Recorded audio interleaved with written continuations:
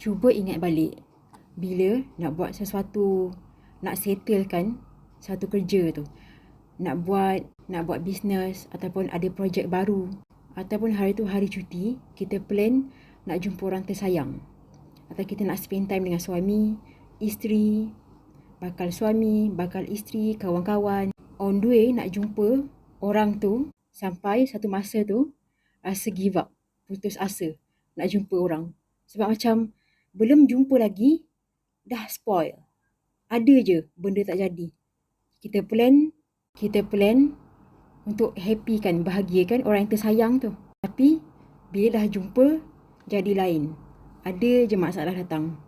Cuba ingat balik sebelum jumpa orang tu, apa yang kita fikir. Mungkin kita ada overthinking. Selalunya kita overthinking bila kita nak jumpa orang kita sayang, ataupun tak sengaja. Sebab kita ni sentiasa berfikir. Negatif ke, positif ke, tapi otak kita ni sentiasa berjalan. Kita bukan otak. Kita ni roh. Okay? So, kita punya otak ni tak berkuasa. Tak bagi kesan dekat kita. Tapi, otak kita ni yang kawal apa yang kita nak buat. Contoh kalau kita plan, kita nak selesaikan projek. Tapi otak kita ni overthinking. Ayat yang keluar, tak tahulah boleh settle hari ni ke tak. Tak pastilah boleh settle hari ni ke tak. Tak pastilah. Tiba-tiba, memang kita akan ada sesuatu yang distract kita, ataupun hilang fokus untuk settlekan kerja tu, settlekan projek tu.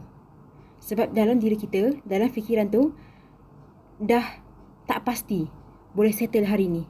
Kita ingatkan kalau berdoa ni angkat tangan je. Tapi apa yang kita fikir, ulang. Apa yang kita cakap dengan diri sendiri, ulang. Jadi doa. Lepas tu, doa ni, bila kita doa dengan Allah, memang dah terkabul.